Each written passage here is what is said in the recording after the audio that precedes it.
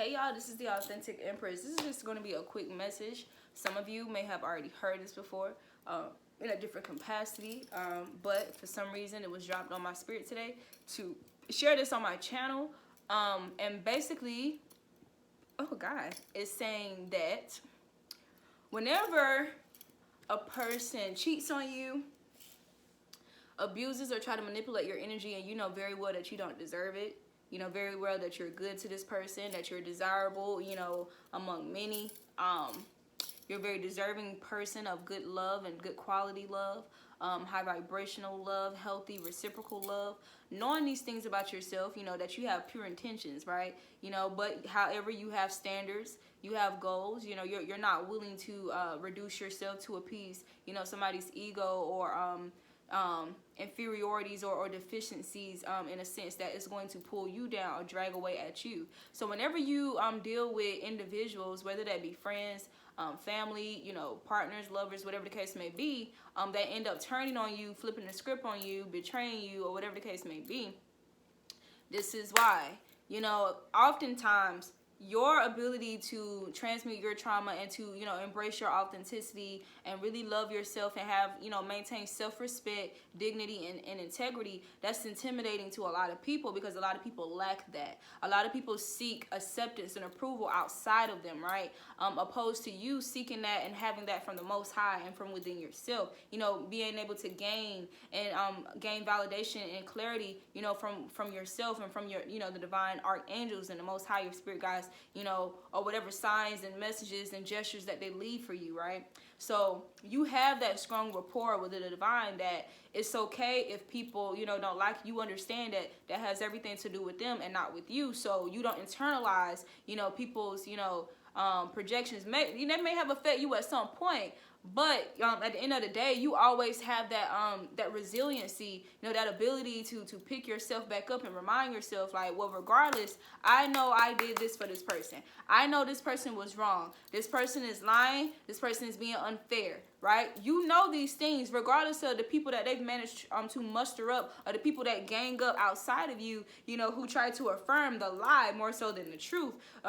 Those people who are willingly and intentionally choosing to ignore the truth in order to justify their intentions and actions and their ulterior motives, right? These people do this because they get tired of, you know, having to pretend that they're someone of your caliber, you know, having to pretend like they can walk with you, basically, having to pretend like they're on your level. These people, you know, they get exhausted, you know, from having to pretend and mimic and imitate so much, right? Because that's how they live. They live on the approval, you know, and the perceptions of people outside of them, you know, thus doing that with you, and you not even, you know, being that type of individual. You're more concerned about yourself and how you view yourself, right? You know, how the Most High sees you. You're more concerned about that. So in return, these people end up ditching you for somebody who has, you know, who only require the bare minimum of them, right? That they feel like they won't be judged, you know what I'm saying, for them being toxic, for them being low vibrational, for them being messy, right? So they rather, you know, team up and be, you know, more loyal to these individuals than they are with you, even though you gave them the loyalty that they truly deserve, you know, so much that you're willing to tell them the truth. You're willing to be, you know, a shoulder to cry on, a listening ear. You know, you have solutions to offer, solidified, solid solutions, tried and true, right? Speaking from your experiences, right? So being that solid person in their corner. You know how a lot of people say that I was always that person that people could come and talk to, but whenever I needed somebody to talk to, there was nobody that could talk, you know, that was able to help me or listen to me. Yeah, so a lot of you have been that person, right? But you didn't choose to become, you know, the victim. You didn't accept that, okay, I'm a victim just because you've been victimized. You didn't do that, right? A lot of you was willing to stand alone and not allow yourself to change, right? Not allow the beauty and the light within your soul and your heart to change just because of what other people think or craft and illustrate about you, right? So I say this, like I said, this is what I heard today. Like I said, I'm pretty sure it may not be the first time you heard it. For some of you, it may be. But that's a very a very repetitive thing throughout, you know, history. You know, people are intimidated by that authentic energy and, you know, your ability to love yourself regardless of how many people like you, don't like you, rock with you, or whatever the case may be, and because people still love you. You know, some people are intimidated and they are envious and jealous of the effect that you leave on people, the effect that you leave in the room, just from your presence, or just from your smile, or just from your energy, right? That happy-go-lucky, you know, that goofy, funny energy that you have, you know, that's, you know, righteous. You know, you don't have to demean yourself or diminish yourself into like bullying somebody with, you know, without a cause, or, you know, just being like, you know, dark, you know, like that dark humor type of thing. There's a such thing as dark humor that's not bad, but you know, those people, you know, that they're like, they pick at people, or they, you know, they exploit people with the bad intentions, you know, with ill intentions and stuff like that, to take the attention off them and put the attention on somebody else, right? So people don't really see who they really are beneath the mask. You don't do that. If anything, you know how to make somebody laugh about, you know, little things, you know, that maybe typically they would, you know, be all in their head about. Like, you know, for example, if somebody trips in front of everybody, you know what I'm saying, you're not going to be the one to, you know, do the most. If anything, you're like, you're going to make sure they're okay. You know, you're going to gauge if, okay, how do they feel about it? You know, you take that person's feelings, right, and their energy into consideration before you react on the matter, right? Like, is this person hurt? Do they feel embarrassed? Do they feel humiliated, right? You address that part of it first. Or if everybody else is laughing and this person is obviously humiliated or embarrassed, you would be that person to address that individual and make sure they're okay, and then find a way to uplift them. You are that person. You're not the person that's just going to stand and go with the crowd just because people want to feel included, and people want, you know, somebody else to point fingers at, so nobody's pointing anything at them, right?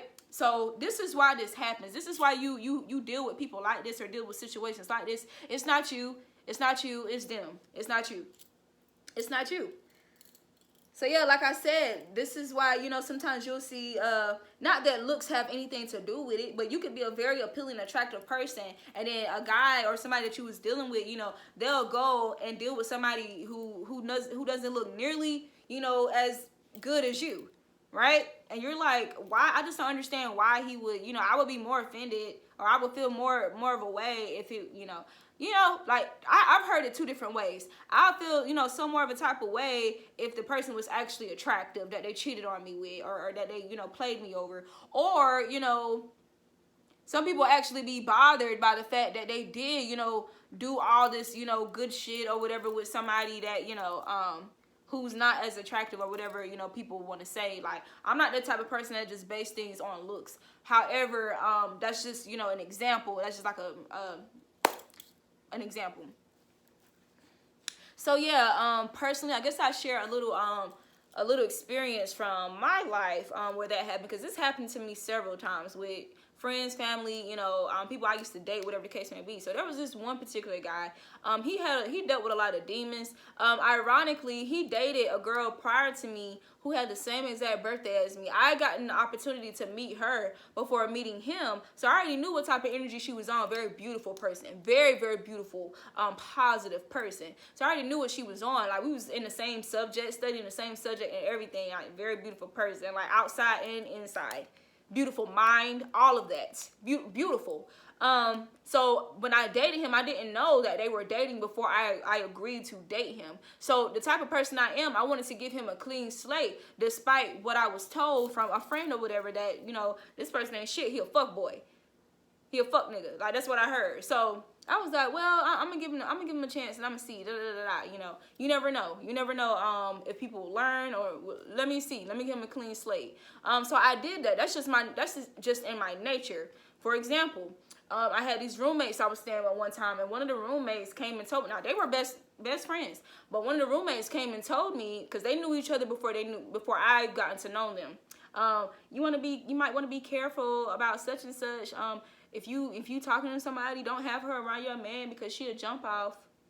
They supposed to be best friends. So the way that my mind is like wrapped up, you know, is orchestrated, you know, is okay, well, you was willing to talk about somebody you consider a best friend, so that means one day you're probably going to flip on me. One day you're going to switch up on me, or you're willing to talk about me as well to somebody else. That's how I digested that's how I translated her, you know, coming to me and confiding in me with that information. Right? Not saying I completely threw it out of the bus, but I still had that mental note of what she told me. And you know, there was some truth to, you know, what she was saying. However, you know, she wasn't completely, you know, innocent either. So that's just a quick, you know, interjection there. But going back to this guy, same situation.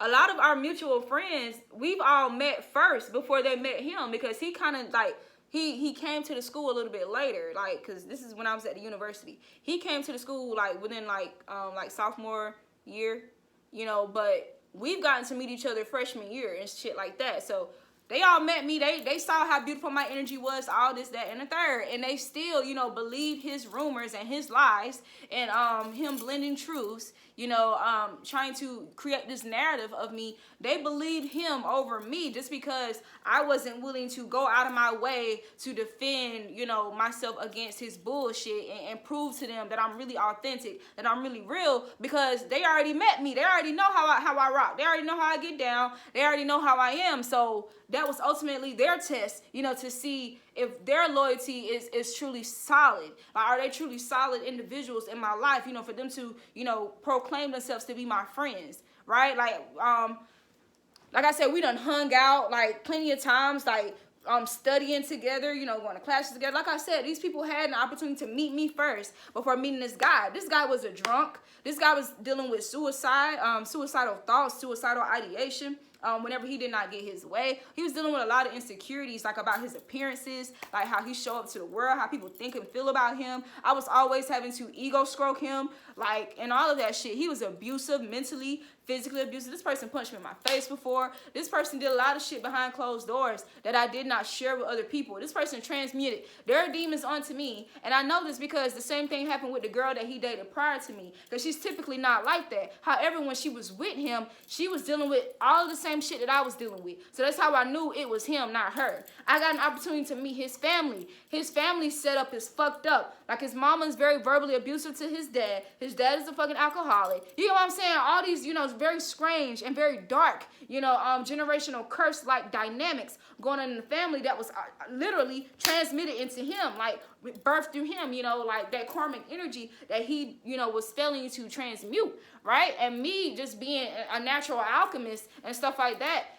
I clearly moved away from him, was already moving away from him, was calling him out as shit was going on, right? Moving accordingly. And this person is also a narcissist, right? So this person would try to adopt things about me, like my way of being, my personality, the way that I speak, the things that I speak of, my knowledge, my wisdom, and try to wear that, like, for himself, and then go and model that outside to the world, you know, for the sake of clout. This is what this person would do, but behind my back, they would try to put me down and belittle me so that, you know, people would see me in a negative perception. People wouldn't want to deal with me because guys, there were plenty of guys who were interested in me, and they even communicated it to him while we were dating. Like, they could not believe that I was with them, that I was with him, and they told him that, you know, they used to joke with him that when I get an opportunity, I'm gonna shoot my shot. Like, that's how they used to toy with his mind and used to tell him straight up, like, that's how they feel.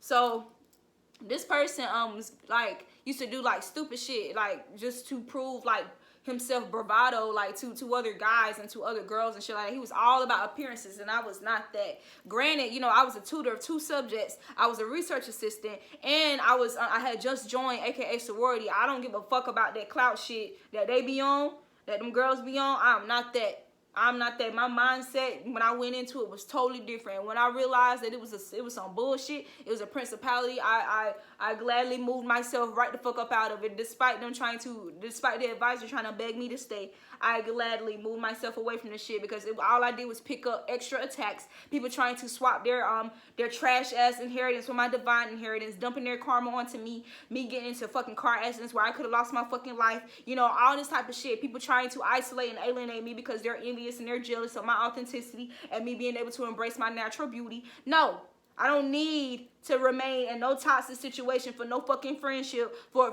no type of inclusion, for no type of connections, no type of manifestations, because I could manifest on my damn self and was already doing it before I joined the fucking organization. However, this guy, he was all about that shit. He was all about looks because he wanted to become a Q. You know, he was all about that shit, just trying to create an image about himself that would be accepted to other people, you know, so that he can get, you know, I guess whatever supply that he wanted to make him feel like make him feel loved, because he lacked that love within himself, right?